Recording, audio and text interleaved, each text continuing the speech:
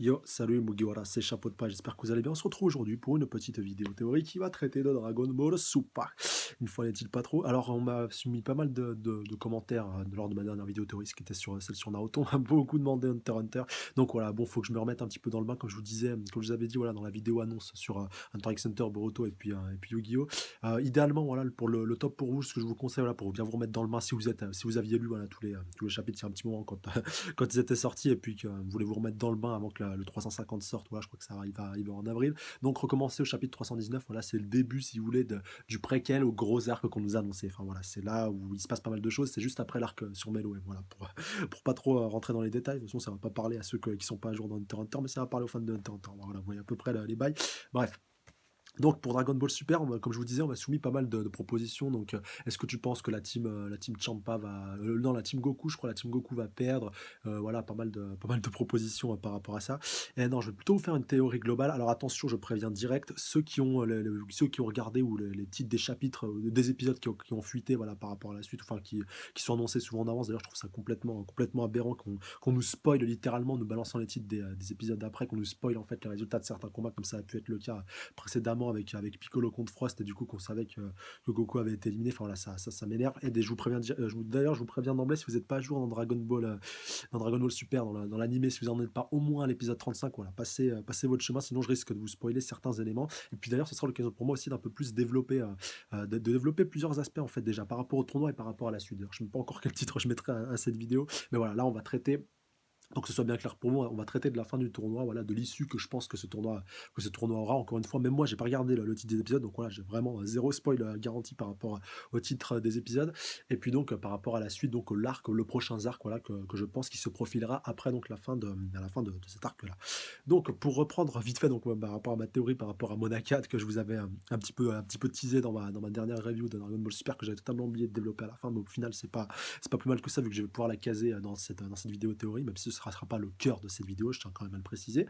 Donc alors au combat, alors là on s'est arrêté donc dans les épisodes, donc à la fin de l'épisode 35, on avait Magetta contre Vegeta. Donc par rapport à ce combat-là, logiquement ça devrait être Vegeta qui devrait s'en tirer, même si voilà, il en sortira par indemne. Après reste à savoir donc les deux derniers, enfin voilà, qui de Hit ou de Kiabe va rentrer dans l'arène, dans l'arène en premier. Vu comment on nous a teasé Hit dans l'épisode 35, voilà, qu'il était super fort et qu'il a littéralement éclaté Frost sans trop forcer, je pense sans trop me gourer que ça devrait être le dernier combattant. Et voilà, je pense que l'ultime combat ce sera Monaka contre Hit. Voilà, après sans trop rentrer dans les détails, voilà, je pense après par rapport à Kiabe, peut-être bien qu'il va affronter Vegeta et Goku. En tout cas, ce sera intéressant de voir nos deux Saiyajin affronter Kiabe. Pareil pour Kiabe, je pense qu'il va avoir un style de combat assez différent vu qu'il a été surpris en voyant le Super Saiyajin, mais je pense pas pour autant qu'il est plus faible. Je pense plus qu'il va nous apporter un nouveau style de combat. Enfin voilà, ça je le dis depuis pas mal depuis pas mal de semaines, depuis que Kiabe est apparu. Je ne pense pas qu'il soit plus faible que ça. Je pense vraiment qu'avec Hit, c'est vraiment les deux membres les plus puissants de la team Champa qui sont vraiment à peu près du level, peut-être pas à peu près ouais, je dirais à peu près du level de Super Saiyan Blue. Pour Hit, je dirais qu'il a à peu près le niveau d'un Golden Freezer. Et pour Kiabe, après, tout est relatif, tout reste à voir la technique de combat qu'il a, la technique de puissance qu'il a, le niveau de puissance aussi qu'il peut avoir ou qu'il peut utiliser. Voilà. Kiabe, je pense pas que ce soit le plus nul, car rappelez-vous, quand Champa avait commencé à teaser et quand Champa est apparu, que le Tenkaichi Budokai interunivers a été décidé, voilà, il avait vu que Beerus avait choisi des Saiyajin et que donc il savait que les Saiyajin étaient assez puissants. C'est aussi le cas dans son univers, vu que c'est eux qui sont un peu les défenseurs de la galaxie. Et le fait qu'il ait pris qu'un seul Saiyajin, même si au début je pensais que dans Bagheeta il y avait peut-être un Saiyajin qui était planqué à l'intérieur, bon voilà, il y a de la lave donc ce serait un peu difficile. Donc il y a bien un seul Saiyajin qui est donc Kiabe, qui fait partie de son équipe. Donc voilà, Kiabe il doit être extrêmement puissant, mais il doit avoir un style de combat différent. Et je pense que ce sera tout l'enjeu qu'on aura un peu plus tard, donc après la fin donc, de cet arc-là et après la fin du Tenkaichi Budokai Inter-Univers. Et d'ailleurs, pour revenir à ce Tenkaichi Budokai, ou Budokai Tenkaichi, je ne sais jamais dans quel ordre il faut prononcer, vu que dans les jeux vidéo, c'est l'inverse du nom du tournoi dans le manga. Je pense que, voilà, contrairement aux idées reçues, aux trois quarts des avis, on va dire, des gens que j'ai reçus par rapport aux différents Budokai Tenkaichi qu'il y a pu avoir dans le passé, que ce soit donc dans Dragon Ball originel ou même dans Dragon Ball Z, même si on a eu qu'un si on exclut le Cell Game. Voilà, certains me diront, ouais, mais le combat il va être interrompu par un méchant. Et ben moi, moi, je ne pense pas, voilà, parce que ce combat ce tournoi est beaucoup trop important pour qu'il soit interrompu. Et surtout, on a 4 dieux, voilà, parce que j'inclus aussi Whis et Vados, qui sont pour moi aussi des dieux extrêmement puissants.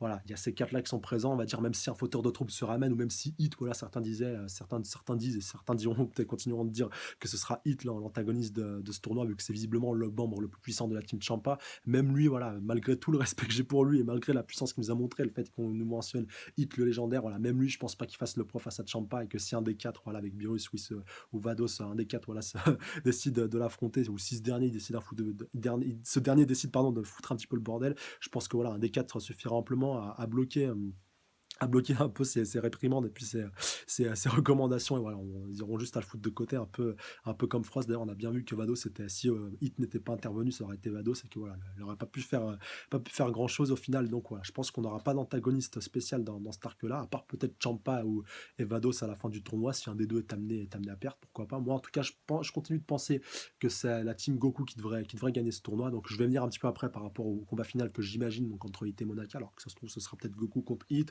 Goku contre Kabe, Vegeta contre Kabe, pourquoi pas, que sais-je encore. Mais voilà, pour moi, je pense quand même qu'on aura tous les combattants qui vont combattre, c'est un petit peu logique. Et comme Beerus tient à tout prix à ce que ce soit Monaka le dernier, la logique voudrait qu'il affronte Hit. Et voilà, en tout cas, j'aimerais bien qu'on ait ce combat-là. Donc ça va permettre de venir sur un point important par rapport à Hit et qui nous a été développé par rapport à Monaka, pardon, qui nous a été développé dans cet épisode-là. Donc on voit qu'il est complètement stoïque, qu'il bouge plus, qu'il bloque. Et donc, comme nous l'apprend, je sais plus si c'est Beerus ou si c'est Whis, il a bloqué depuis qu'il a vu le Kamehameha de Goku. Donc après, voilà, Beerus, ça a sorti comme excuse. Certains me disent que c'est vrai. Bon, voilà, pour moi, c'est un peu la pirouette que Beerus a trouvé pour que Goku lui lâche un peu la grappe, que en gros, il est en train de concentrer son ki voilà, depuis qu'il a vu le Kamehameha.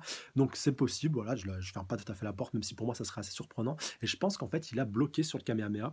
Et donc peut-être dans sa tête, doit être en train de travailler la technique, et que comme certains ont pu le faire par le passé, je crois que Cell, et encore une fois les puristes me corrigeront, que Perfect Cell et puis même Majin Buu ou Boubou maîtrisait aussi donc le Kamehameha, enfin l'avait copié, pouvait s'en servir. Je pense que Monaka en est aussi capable. Et par rapport au power-up de Monaka et par rapport à sa puissance, je pense que si vous voulez sur un combat qui traînerait sur la durée, il serait pas très performant, il serait pas très puissant.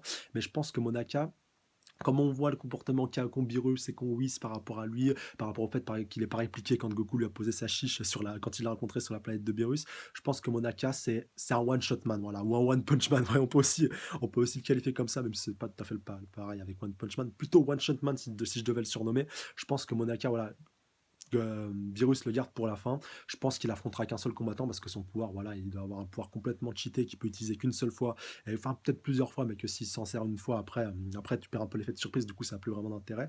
Donc je pense qu'il va être que voilà, peut-être Goku, Vegeta vont arriver jusqu'à Hit, hein, ils vont vaincre Kiabe, même si Kiabe va leur opposer un peu de résistance. Enfin, voilà, on retient un petit peu sur ce que je disais dans cette théorie. Et je pense donc que Monaka sera le dernier combat, vu que Hit sera un petit peu trop fort, ou que Goku, Vegeta seront un petit peu fatigués, et que Hit va one shot littéralement Hit grâce à un power-up qu'il a développé. Donc peut-être un Kamehameha, vu qu'il est resté bloqué, et donc peut-être qu'il concentre sa puissance, ou qu'il essaie de l'analyser, qu'il essaie de le reproduire dans sa tête, et donc il va le reproduire directement, et peut-être à une puissance complètement pétée, complètement genre fois 10 000 ou fois 1 milliard, et donc ça va littéralement one shot Hit et qui va pas pouvoir réagir. Enfin voilà, c'est un peu l'impression que j'ai eu quand j'ai vu Monaka. Voilà, pour moi c'est un one shot man si je devais le qualifier comme ça. Donc voilà, laissez-moi savoir dans les commentaires par rapport à ça, par rapport à Monaka, par rapport à la suite. Et donc voilà, pour vite fait, pour vous développer donc la suite que je vois après cette Tenkaichi Budokai Inter Univers. Donc là, aussi, si on suit ma théorie, la Z-Team, donc voilà, la Team Goku, la Team Beerus devrait l'emporter, donc ils devraient pouvoir rester dans leur univers. Et peut-être donc que c'est la planète Sarada qui serait transférée dans leur univers. Voilà, ce serait intéressant. Donc pour que Vegeta puisse retrouver donc son peuple des Saiyajin. Voilà, bon, Goku aussi, mais c'est vrai que Vegeta lui avait connu donc sa planète originelle, la planète Vegeta. Donc là, de pouvoir faire connaissance, plus ample connaissance, un peu plus connaître les Saiyans de cet autre univers, ça pourrait être intéressant. Et je pense que voilà, va peut-être y avoir un transfert de planète, donc de la planète Salade donc dans l'univers 7. Donc voilà, un peu en opposition avec la planète Terre que Champa convoitait. Enfin, je pense que ça pourrait être assez intéressant si ça se passe comme ça. Et donc le prochain arc sera consacré plutôt sur la découverte des Saiyajins, sur leur méthode de combat, sur leur peuple a évolué au fil des siècles et comment ça s'est décuplé, voilà, par rapport aux Saiyajin purs, aux Saiyajin impurs, voilà, comme ça avait pu nous être développé. Ça, j'aurai l'occasion d'en reparler dans une autre vidéo théorie un petit peu plus tard, je pense, voilà, un peu plus détaillé quand on aura appris un petit peu plus par rapport à tout ça. Mais voilà, en tout cas, je pense que vraiment l'arc prochain sera consacré sur la découverte de la planète Salade par la Z-Team, par Goku, par Vegeta, par Gohan, par Goten, par Trunks. Et voilà, franchement, je pense donc on aura aussi l'occasion de découvrir d'autres Saiyajin, peut-être le roi Vegeta, si vous voulez, un peu, même si ça s'appellera pas comme ça, mais on va dire le king de la planète Salade, voilà, le plus puissant Saiyajin de cette planète-là, même si je pense que c'est pas Kiabe, même si Kiabe doit être un des plus puissants, mais en tout cas, on verra. Enfin voilà, laissez-moi dans les commentaires par rapport à tout ça, n'hésitez pas à être un petit pouce bleu, commenter, partager, surtout à vous abonner à la chaîne si ce n'est pas déjà fait pour plus de reviews. Pensez aussi à aller checker la page Facebook, c'est vrai que je ne la rappelle pas souvent, mais voilà, je suis très actif là-dessus, voilà, je mets à jour toutes les sorties de reviews, voilà, comme ça vous êtes les premiers informés là-dessus. Je parle aussi, voilà, je peux parler aussi d'autres sujets, voilà, je sais qu'il y a Game of Thrones qui n'a pas tardé à se repointer, même de parler d'autres mangas, voilà, avec la fin d'Assassination Classroom qui se profile, même si je ferai aussi une vidéo spéciale, mais voilà. Allez checker la page Facebook, je mets pas mal de news et pas mal de sorties, voilà, pas mal, pas mal d'infos pas mal d'infos au niveau du manga qui peuvent être amenés à sortir. Voilà, je partage tout sur la page Facebook. Sur ce, je vous laisse. À dimanche. Salut à tous. Sayonara.